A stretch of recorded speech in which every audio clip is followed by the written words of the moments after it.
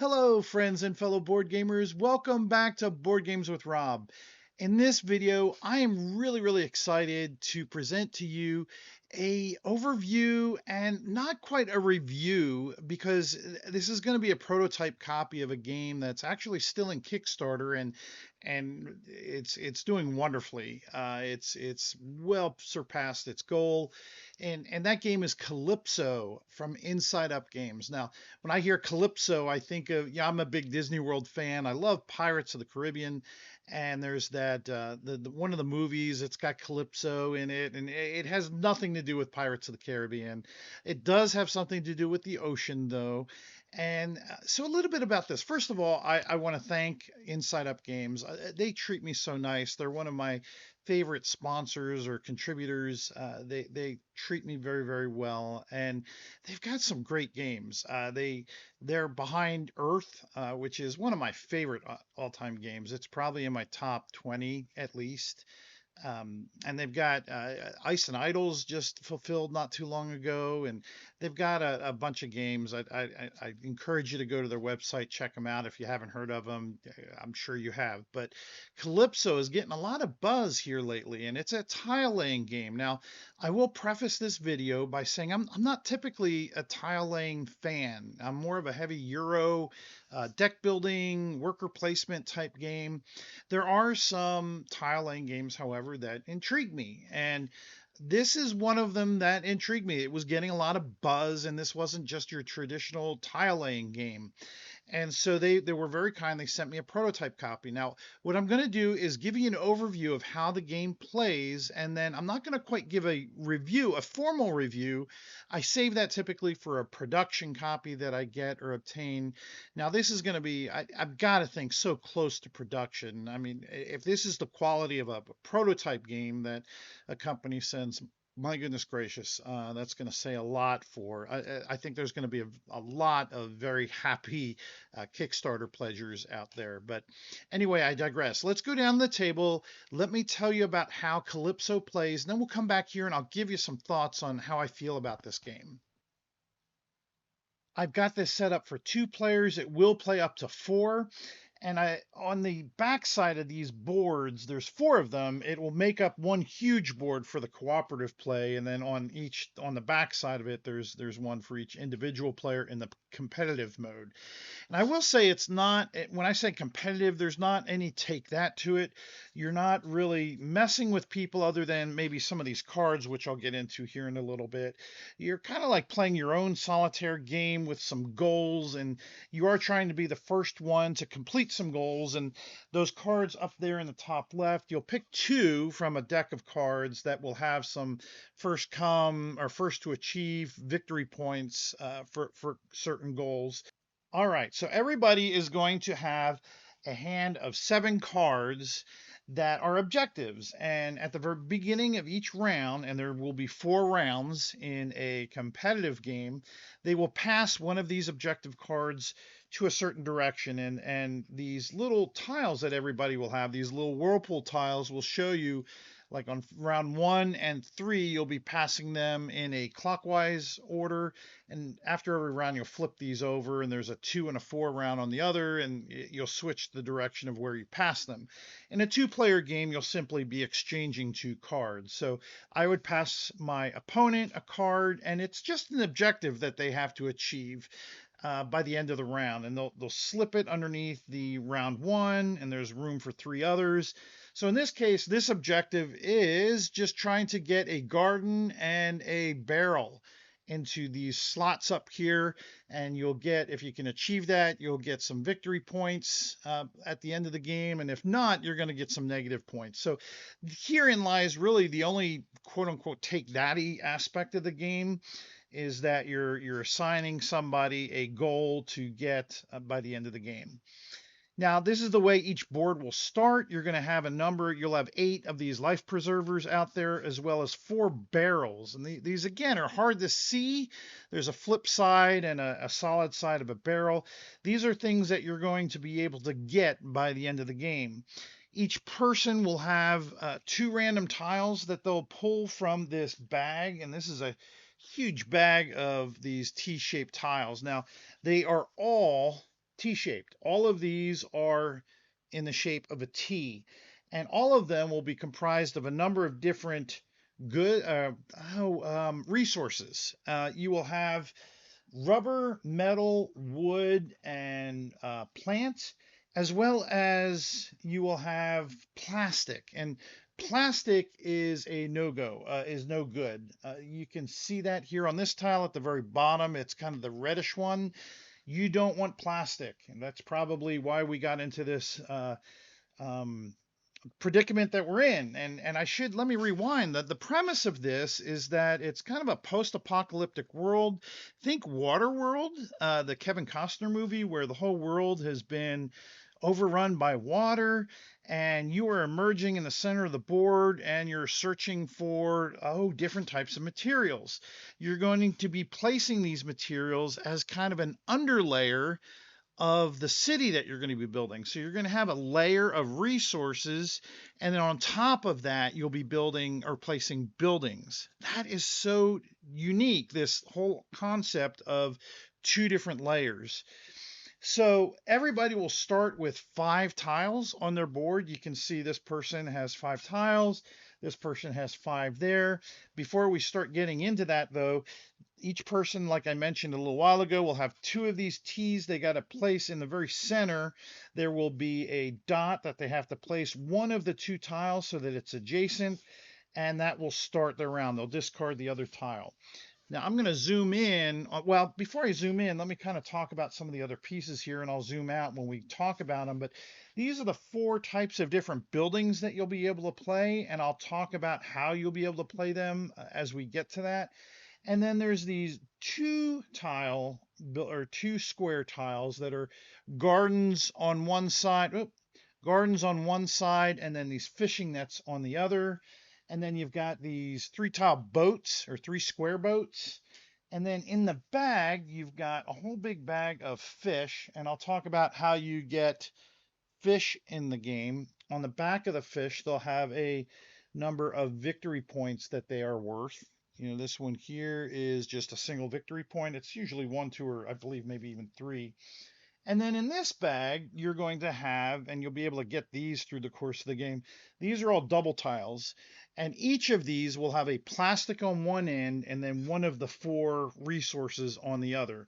And we'll be pulling these through the course of the game, and I'll explain how here in just a bit.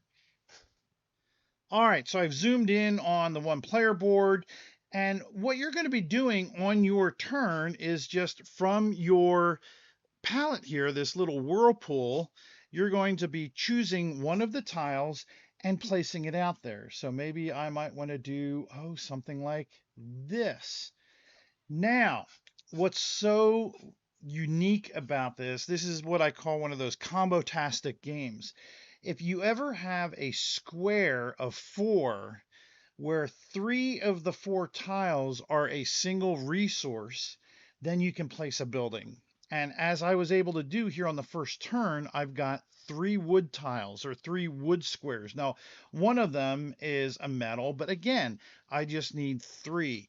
Now, that one could be a plastic for all intents and purposes, but I've got 3 of the 4, so I can place a wooden building, and each of the building tiles are double-sided, and when you place your building out, you get to choose which side you would like to place it on.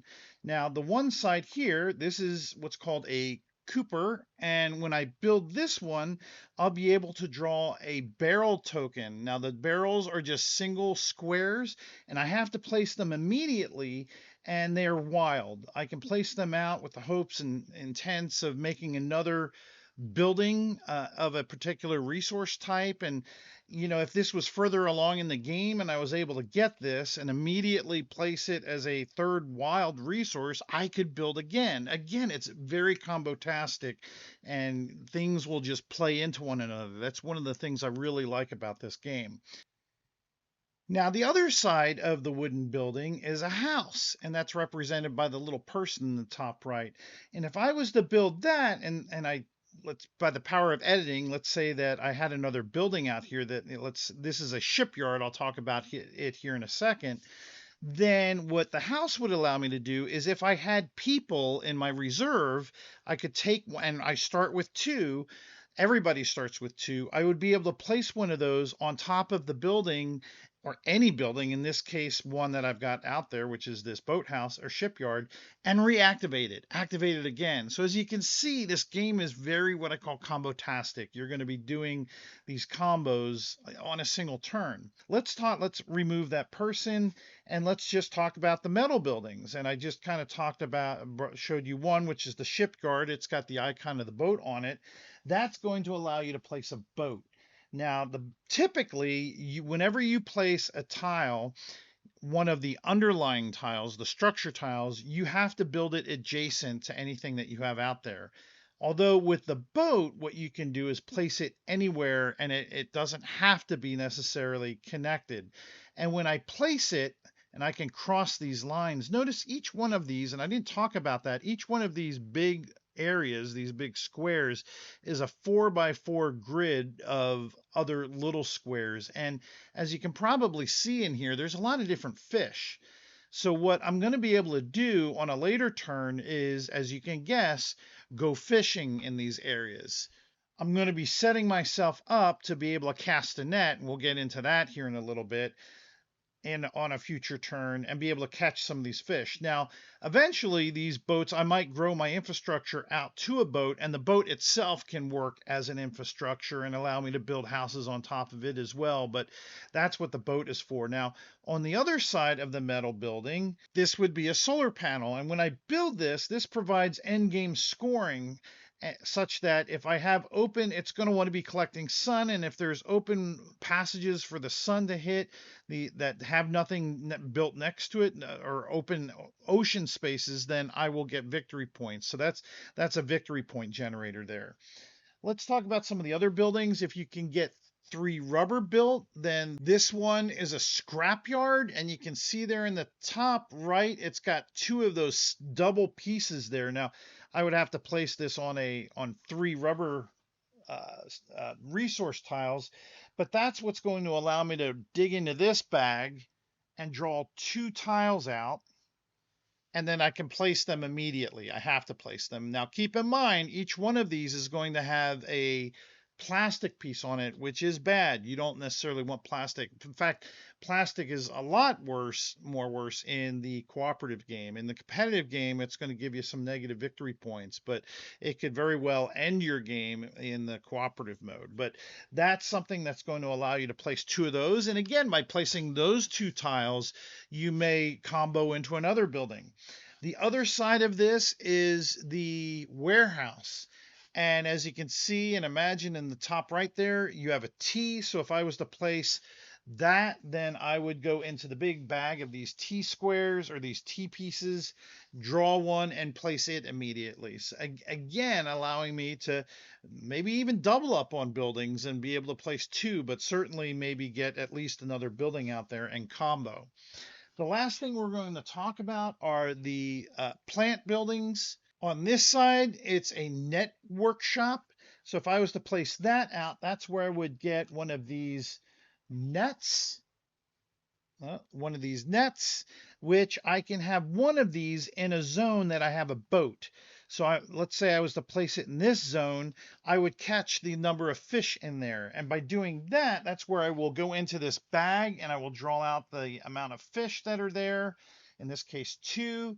And I would keep these in my little storage spot. That would give me 1. And both of these would have only been 1 victory point, but that's a way to get victory points as well, is by going fishing. And each one of these squares can have at most 1 net in them.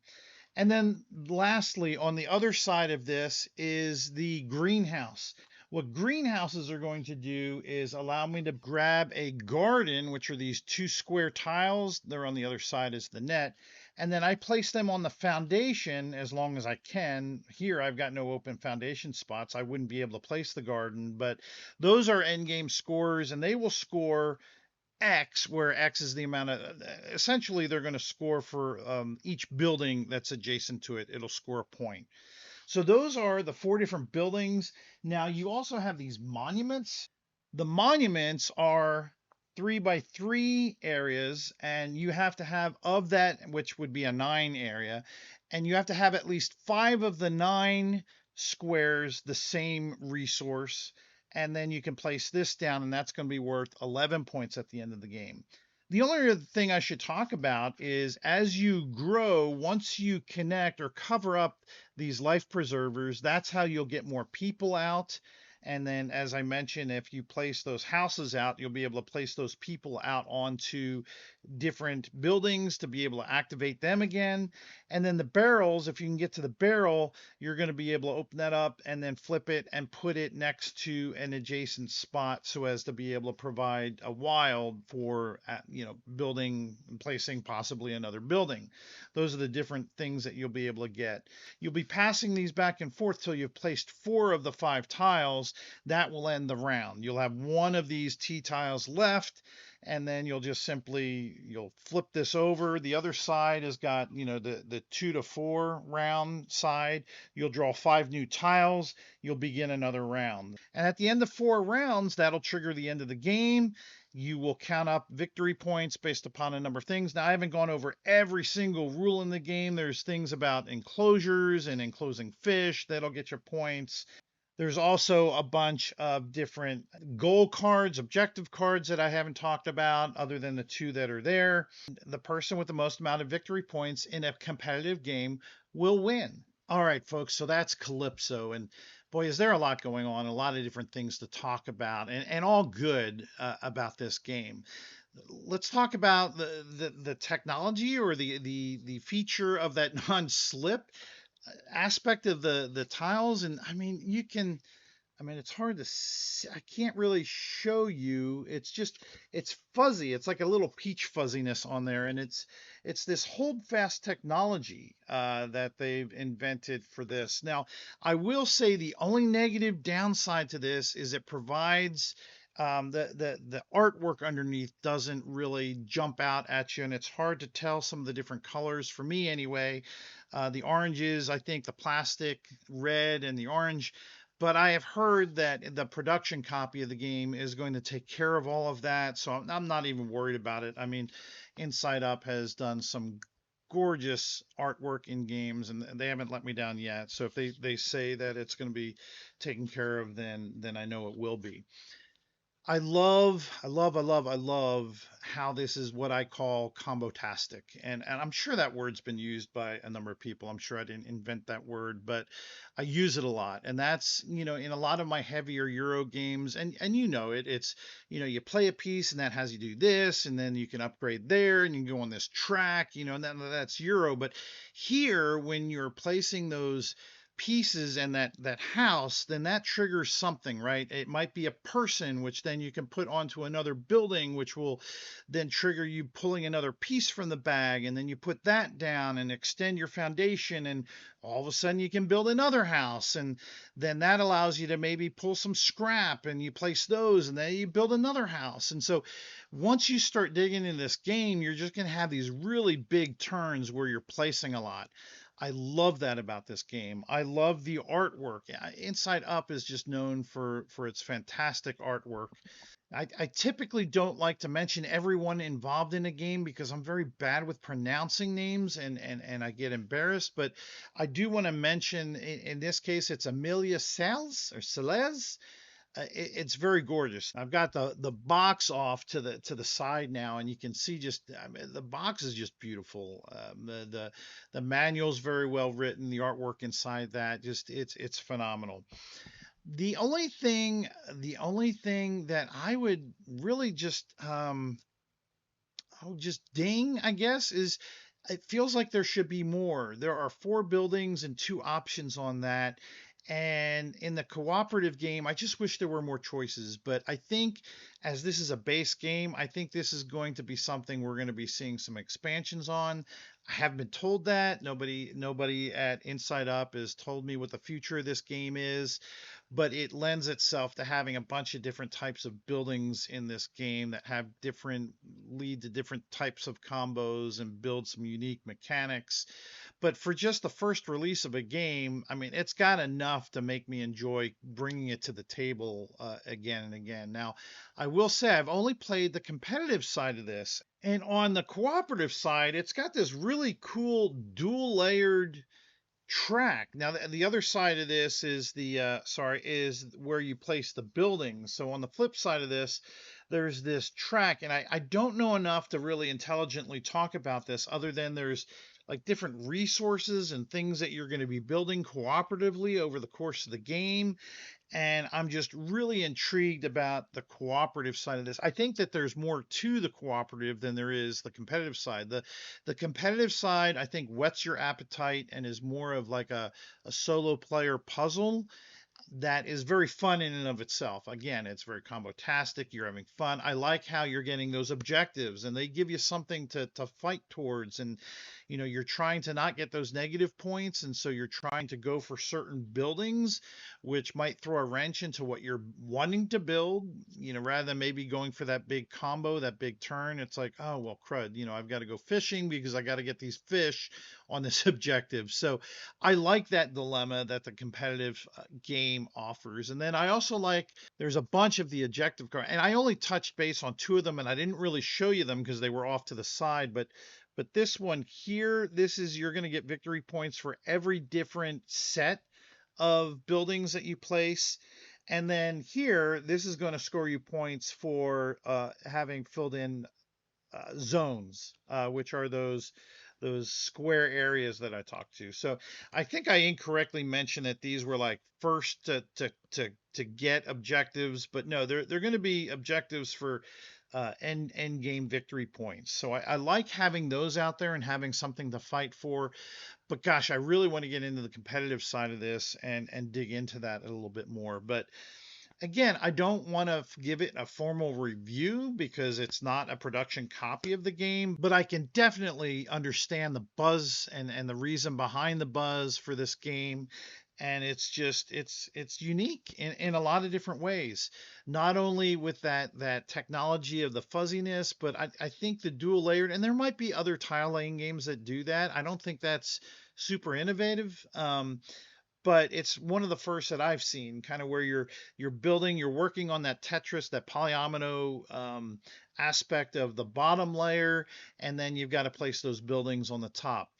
The only other thing I would say about it is I wish there was some more diversity with the game pieces. Really, all you've got are the T's, which are the foundation of the game. That's primarily, 80% of the pieces are those T's.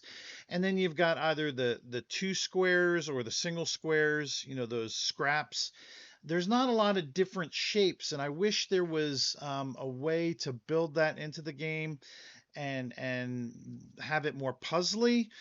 But I don't know. I like the game the way it is. I don't know if that would just add too much. I'm sure it was thought about during the design of the game, but um, again, I'm having to search for something to or think really hard on something to ding this game on because it's just a gorgeous game. It's very fun to play.